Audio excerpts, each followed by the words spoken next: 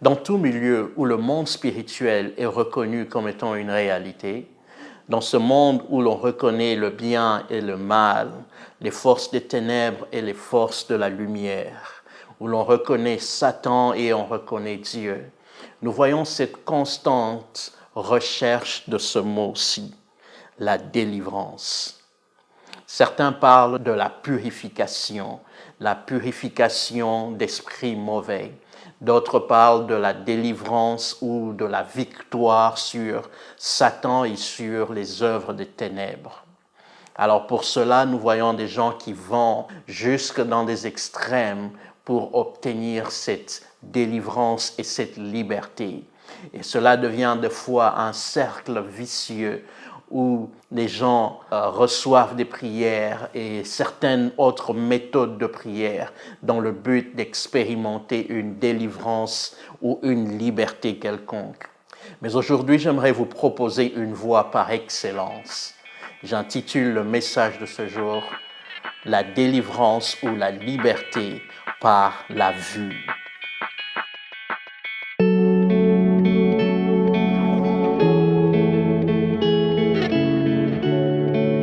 Dans la Bible, nous voyons l'un des personnages les plus populaires que nous appelons apôtre Paul.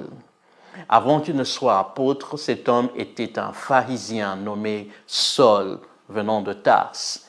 Il persécutait l'Église et il était responsable de la mort d'Étienne, qui était l'un des premiers disciples du Seigneur après la Pentecôte.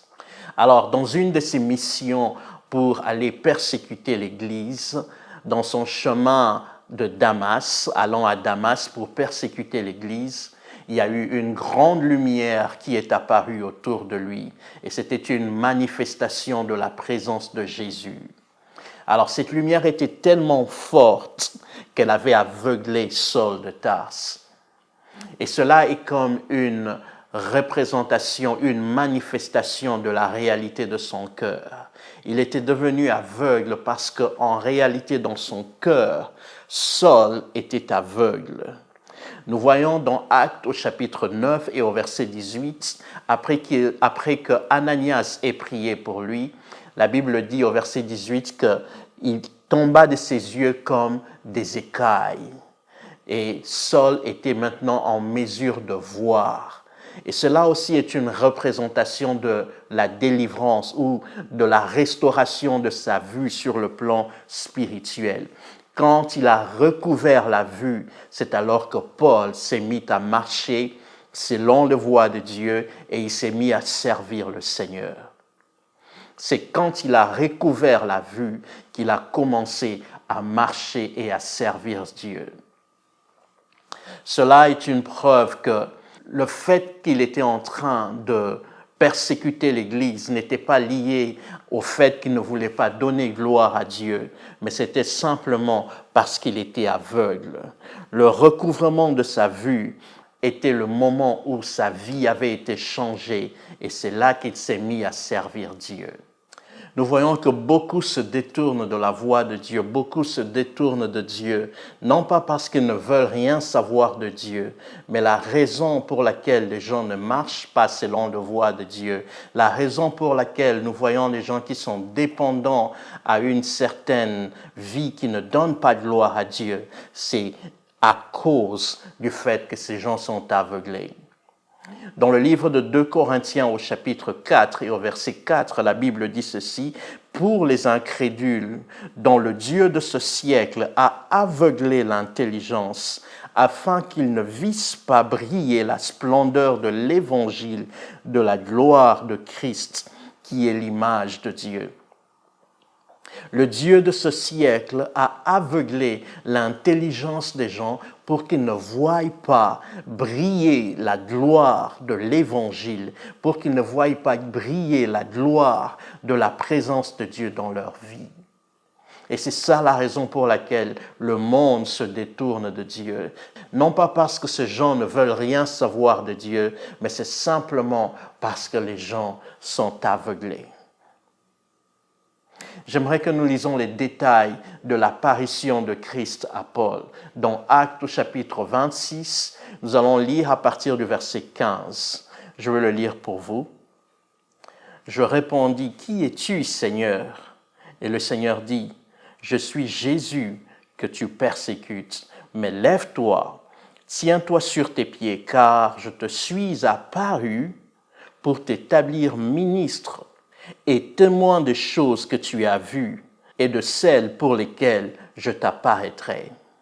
Avant d'aller plus loin, j'aimerais souligner ce que Jésus dit au verset 16. Il dit, je te suis apparu afin de t'établir ministre et témoin des choses que tu as vues.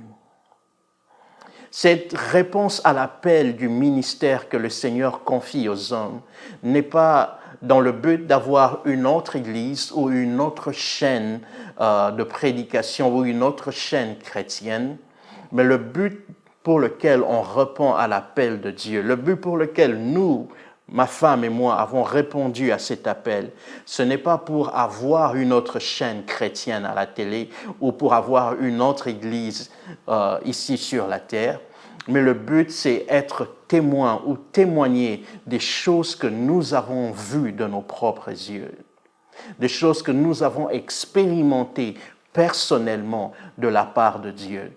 J'aime ce que Jean dit dans 1 Jean au chapitre 1er et au verset 1. Il dit, ce qui était dès le commencement, ce que nous avons entendu, ce que nous avons vu de nos yeux, ce que nous avons contemplé et que nos mains ont touché concernant la parole de vie. Jean était témoin, non pas des choses qu'on lui avait racontées, il était témoin des choses qu'il avait vues de ses propres yeux. Il était témoin des choses qu'il avait touchées de ses propres mains, des choses qu'il avait contemplées de la parole de Dieu. Ce n'étaient pas des théories qu'on lui avait racontées, mais c'était plutôt des choses qu'il avait vécues et qu'il avait expérimentées lui-même.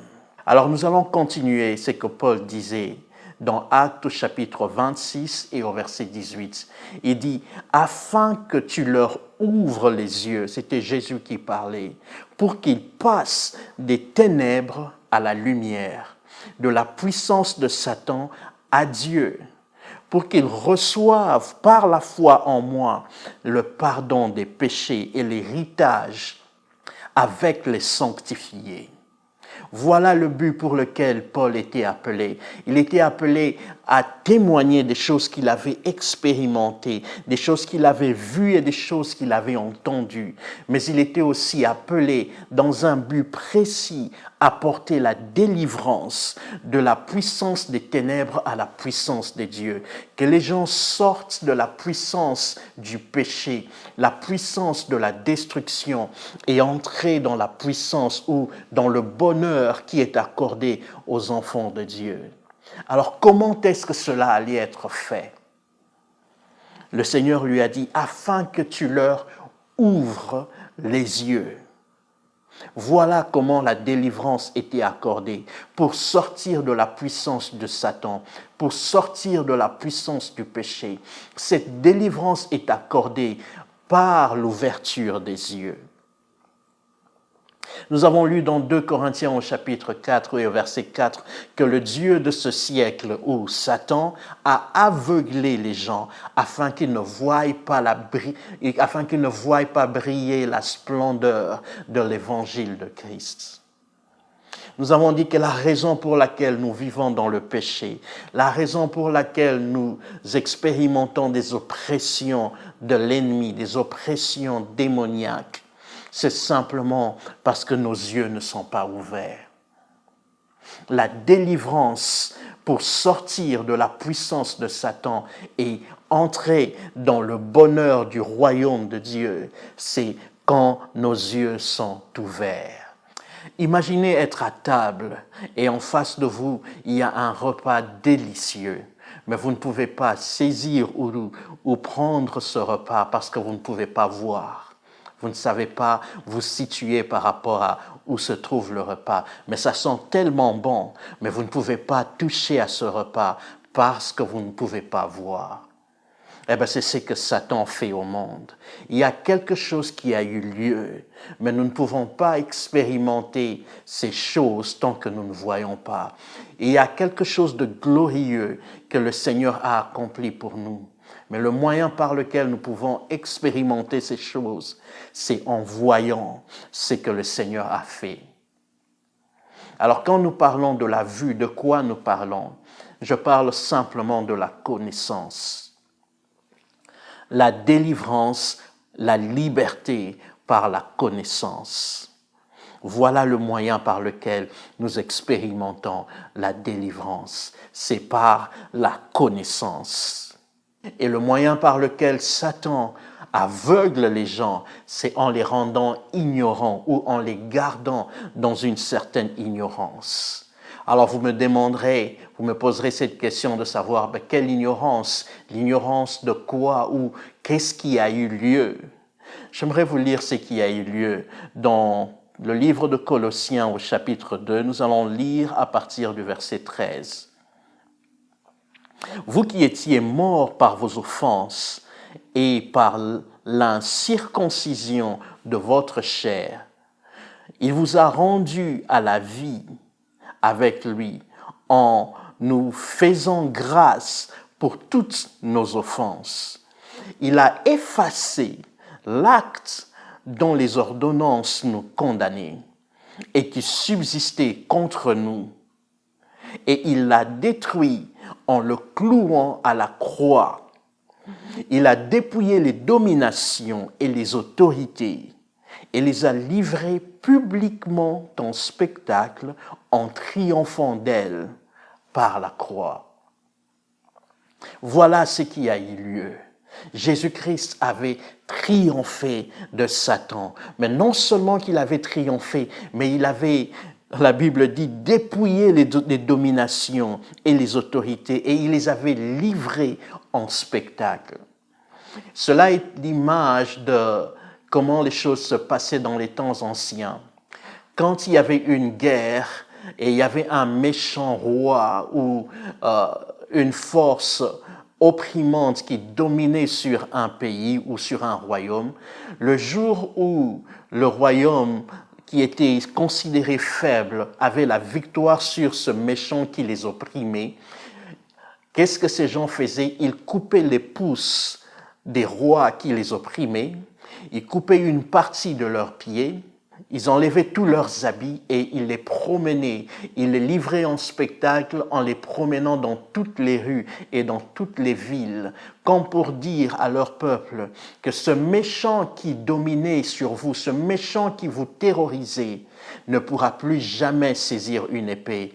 Il ne pourra plus jamais venir contre vous dans une certaine rapidité. Il est complètement humilié et dévêtu. Vous n'avez plus à avoir peur de cette personne car il a été vaincu. Et cela restaurait l'honneur et la force du peuple. Il se disait, ok, notre adversaire est éliminé. Nous pouvons enfin nous reposer dans la paix. C'est comme ça que les choses se passaient dans les temps anciens quand il y avait une victoire qui était remportée. Et c'est ce que Jésus a fait. Il a livré publiquement en spectacle Satan en triomphant de lui par la mort de la croix. Satan ne peut plus dominer sur tout celui qui a foi en Jésus. Et le seul moyen qu'il utilise pour dominer sur les enfants de Dieu, c'est en les gardant ignorants. Ignorant de quoi? Ignorant du fait qu'il avait été vaincu. Ignorant du fait qu'il avait été dépouillé de toute autorité et de toute puissance. Le péché qui vous lie, la maladie qui vous lie ou l'esprit méchant qui semble dominer sur vous, en réalité, avait déjà perdu ce combat en face de vous. Jésus l'avait vaincu en triomphant de tous ces esprits mauvais, en triomphant de ce péché par sa mort à la croix. C'est de ça dont je vous parle aujourd'hui, cette délivrance qui vous est accordée par la connaissance. Jésus a dit dans Jean au chapitre 8 et au verset 32, « Vous connaîtrez la vérité et la vérité vous rendra libre. » C'est cette connaissance de la vérité qui vous libère de la puissance des ténèbres. C'est cette connaissance de ce que Jésus a accompli pour vous qui vous sortira ou qui vous donnera la victoire et la domination sur ce qui semble dominer sur vous. Parce que Jésus-Christ avait vaincu Satan. Jésus-Christ avait dépouillé les autorités, les dominations et toute la puissance de Satan. Et il les avait livrés publiquement en spectacle, en triomphant de chacun d'entre eux par sa mort à la croix et dans sa résurrection. Alors, est-ce que vous croyez en cela? Car c'est ça la clé de votre liberté. C'est ça la clé de votre délivrance. Je connais l'histoire d'un frère qui avait documenté son expérience de guérison. Il avait une tumeur juste sur sa poitrine, je pense que c'était à gauche, sur sa poitrine. Alors une fois, il a entendu ce même genre de message que je vous prêche aujourd'hui, disant que Jésus-Christ avait déjà vaincu Satan et que nous ne devons plus rechercher une certaine délivrance et une certaine guérison, mais être simplement conscients que ces choses ont déjà été accomplies en Christ Jésus. Alors il documentait sa restauration à partir du moment où il avait compris ce message. Et il montrait que progressivement, ses tumeurs étaient en train de diminuer de sa taille jusqu'au point où il ne restait qu'une petite boule sur sa poitrine. Et après, cette chose était tombée et il y avait une petite cicatrice, une petite blessure sur sa poitrine. Et cette personne était complètement guérie de cette tumeur qui pouvait le tuer. Et c'est de ça dont je vous parle aujourd'hui. Votre guérison, votre victoire sur le péché, votre victoire sur la maladie, votre victoire sur toute oppression de l'ennemi a déjà eu lieu. Je vous prêche cela comme pour éveiller votre conscience sur ce que Jésus-Christ a accompli pour vous. Vous étiez déjà délivré de la puissance des ténèbres, alors que votre conscience soit éveillée. Pour clôturer, j'aimerais lire avec vous une prière que Paul avait faite pour l'église d'Éphèse. Nous allons le voir dans le livre d'Éphésiens, au chapitre 1er, à partir du verset 15. La Bible dit ceci, c'est Paul qui priait, il dit « C'est pourquoi moi aussi, ayant entendu parler de votre foi au Seigneur Jésus et de la charité pour tous les saints, ou de votre charité pour tous les saints, je ne cesse de rendre grâce pour vous, faisant mention de vous dans mes prières, afin que le Dieu de notre Seigneur Jésus-Christ, le Père de gloire, vous donne un esprit de sagesse et de révélation dans sa connaissance, et qu'il illumine les yeux de vos cœurs, pour que vous sachiez quelle est l'espérance qui s'attache à son appel, quelle est la richesse de la gloire de son héritage qu'il réserve aux saints, je répète, et qu'il illumine les yeux de votre cœur pour que vous sachiez quelle est l'espérance qui s'attache à son appel, quelle est la richesse de la gloire de son héritage qu'il réserve aux saints. Et quelle est envers nous qui croyons l'infinie grandeur de sa puissance se manifestant avec efficacité par la vertu de sa force. Il a déployé en Christ en le ressuscitant d'entre les morts et en le faisant asseoir à sa droite dans les lieux célestes au-dessus de toute domination. Alors nous voyons que Dieu avait réservé pour tous les saints des grandes choses. Il avait réservé un héritage glorieux. Dieu avait déployé sa puissance et il a rendu cette puissance disponible à tout celui qui croit. Mais Paul dit qu'il fallait que les yeux de ces gens soient illuminés afin qu'ils connaissent l'héritage qui leur est réservé, afin qu'ils connaissent la puissance de Dieu qui a été rendue disponible pour eux. Voilà le moyen par lequel nous sortons de la puissance des ténèbres à la puissance de Dieu. Sortir de la puissance du péché et de la destruction à une vie qui donne gloire à Dieu. C'est par l'ouverture de nos yeux. Et cette ouverture de nos yeux, c'est la connaissance de la vérité. C'est quoi cette vérité? Cette vérité est que vous et moi, nous méritions la destruction. Nous méritions le châtiment qui provient de Dieu à cause de notre vie de péché. Mais Jésus-Christ était venu en forme humaine et il était mort à la croix pour vous et pour moi. Et dans sa résurrection d'entre les morts, il nous a donné une nouvelle vie, une vie de justice, une vie nouvelle, une vie éternelle. Voilà la vérité. Et Satan avait été vaincu par cette mort de Christ et par sa résurrection. Alors, par la foi en Jésus-Christ, nous sommes libres. Par la foi en Jésus-Christ, nous avons le pardon des péchés. Par la foi en Christ Jésus, aucun esprit méchant ne peut dominer sur nous. Il faut simplement que nous en soyons conscients. Alors, j'aimerais prier pour vous et j'aimerais que vous fassiez avec moi une confession de foi après cette prière. Seigneur notre Père, comme l'apôtre Paul et comme je le fais souvent, ma prière, Seigneur, est que tu ouvres les yeux de mon auditeur et de mon auditrice, de mon frère et de ma sœur, afin qu'ils voient la grandeur de la bonté que tu as réservée pour lui et pour elle, afin que par la foi en Jésus-Christ, que mon frère, ma sœur, sortent de la puissance des ténèbres. Nous commandons maintenant à tout esprit méchant de libérer cette personne qui m'écoute au nom de Jésus-Christ. Recevez votre délivrance de tout esprit méchant. Recevez votre victoire sur ce péché qui dominait sur vous. Recevez cette victoire sur ce problème qui vous opprimait par la foi en Jésus-Christ. Recevez-le maintenant et marchez dans cette nouveauté de vie. Vous pouvez dire après moi, dites au nom du Seigneur Jésus-Christ, je déclare que je suis libre. Je déclare que je suis plus que vainqueur par la foi en Jésus-Christ. Je marche dans la lumière, non plus dans les ténèbres, parce que j'ai foi en Jésus. Ma conscience est éveillée sur la bonté de Dieu, sur l'amour de Dieu, pour moi, manifesté en Christ Jésus.